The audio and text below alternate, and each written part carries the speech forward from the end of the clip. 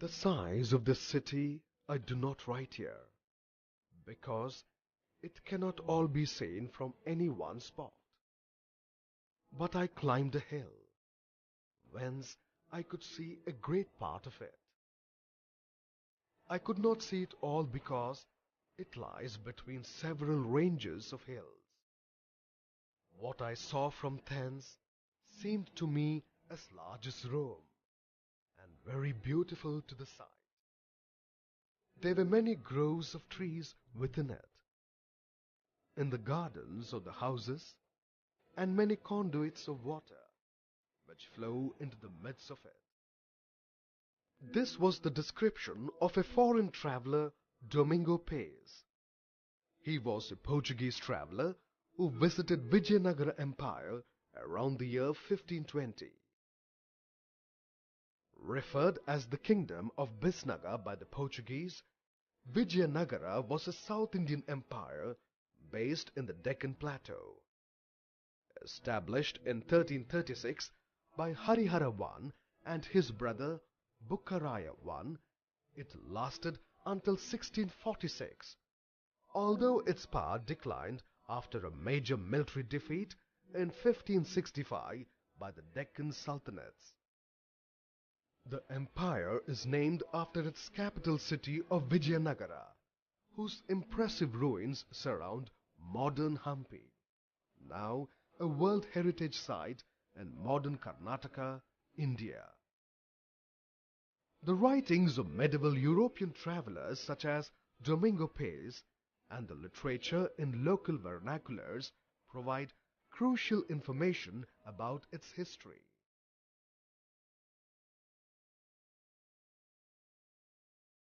The pace at which the empire grew was astounding and dwarfed other empires by its sheer splendor, both in terms of culture, governance, and architecture. In the first 2 decades after the founding of the empire, Harihara I gained control over most of the area south of the Tungabhadra river and earned the title of Purva Paschima Samudradishwara, master of eastern and western seas. By 1374, Bukka Raya I, successor to Harihara I, had defeated the chiefdom of Arcot, the Reddy dynasty of Kondavidu, the Sultan of Madurai, and gained control over Goa in the west and the Tungabhadra Krishna river Doab in the north. The island of Lanka paid tributes and ambassadors were exchanged with the Ming dynasty of China. The original capital was the Principality of Anagondi on the northern banks of the Tungabhadra river. It was later moved to nearby Vijayanagara on the river's southern banks during the reign of Bukka Raya I. With the Vijayanagara kingdom now imperial in stature, Harihara II, the second son of Bukka Raya I, further consolidated the kingdom beyond the Krishna river and brought the whole of South India under the Vijayanagara umbrella. The empire declined in the late 15th century until the serious attempts by Commander Salva Narsimhadeva Raya in 1485 and by General Talva Narsanayaka in 1491 to reconsolidate the empire. And the next turn is for one of the greatest ruler in the history of Andhra. His name is synonymous to brave wars, cultural architectural wonders and economical bliss to the lands of Andhra. He was Sri Krishna Deva Raya. In the following decades under the leadership of Krishna Deva Raya, the Vijayanagara Empire dominated all of South India and fought off invasions from the 5 established Deccan sultanates, and that was when Vijayanagara armies were consistently victorious. The empire recaptured areas formerly under the sultanates in the northern Deccan and the territories in the eastern Deccan including Kalinga, while simultaneously maintaining control over all its subordinates in the south. Many important monuments were either completed or commissioned during the time of Krishnadeva Raya. His form of governance was for the people and by the people, a predecessor to the modern form of governance, and even today we may draw some good ideas for governance from his time of rule. The empire's economy was largely dependent on agriculture.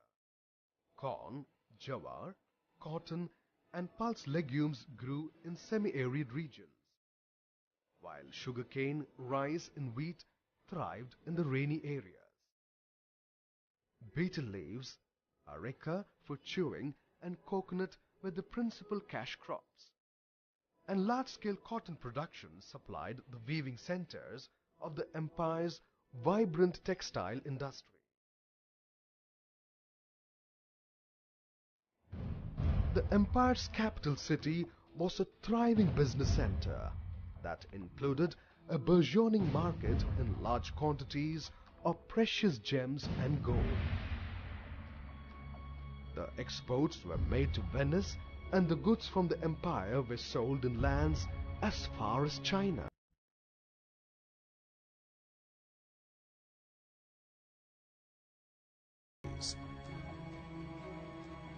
Ships sailed to the Red Sea ports of Aden and Mecca with Vijayanagara goods. Large vessels from China made frequent visits, some captained by the Chinese Admiral Cheng Ho, and brought Chinese products to the empire's 300 ports, large and small, on the Arabian Sea and the Bay of Bengal. It was the very center of economic activity those days.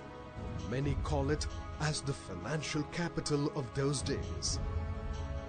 It was under the regime of the Vijayanagara emperors that a temple, which was a very small and less known, attained the majority of its current opulence and size, with the donation of expensive jewelry made of diamonds and gold.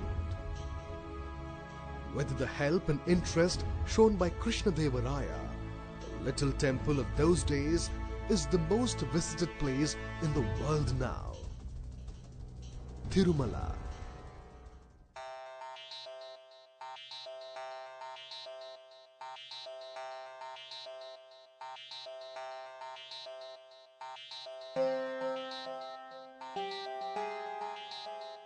You can still find the clear stamp of Vijayanagara Empire on every sculpture of Tirumala temple.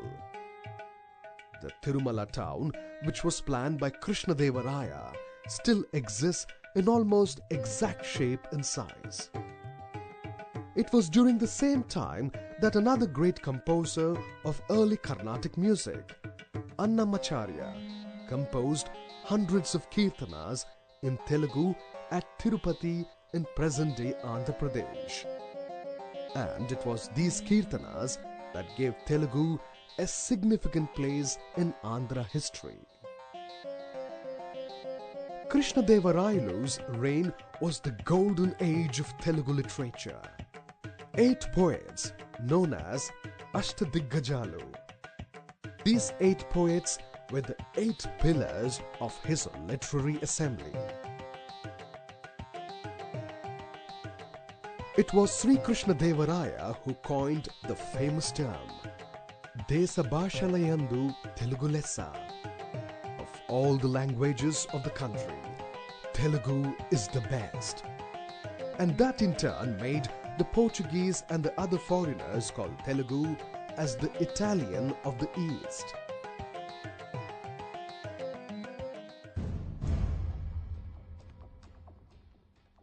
The high days of any empire won't last forever. The same happened with the Vijayanagara Empire too.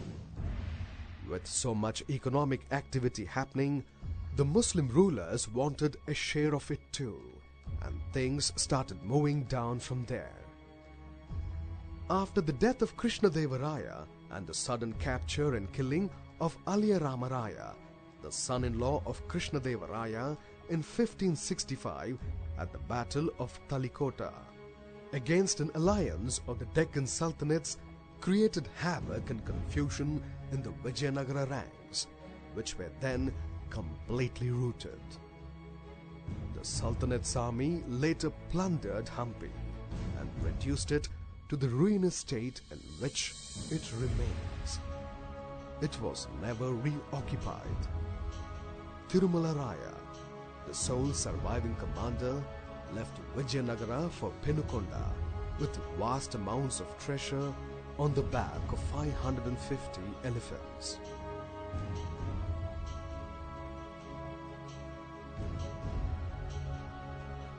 Battle of Talikota will remain as a bitter memory in the history of Andhra and Karnataka.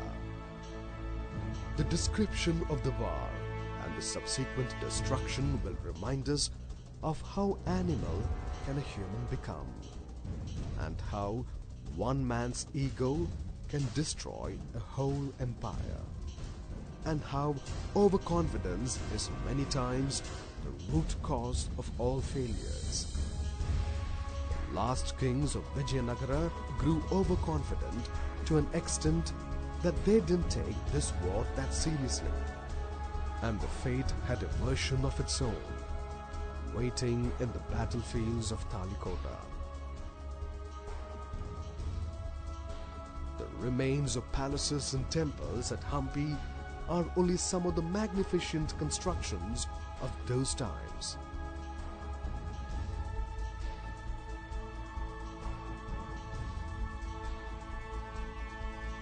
The history of Andhra takes a different turn from now on, with a mixture of Hindu and Islamic kingdoms, and which will eventually give rise to one of the oldest cities in India, dating back to 1500 AD, and which is also the current capital of Andhra Pradesh, Hyderabad, and the rulers were the Nizams.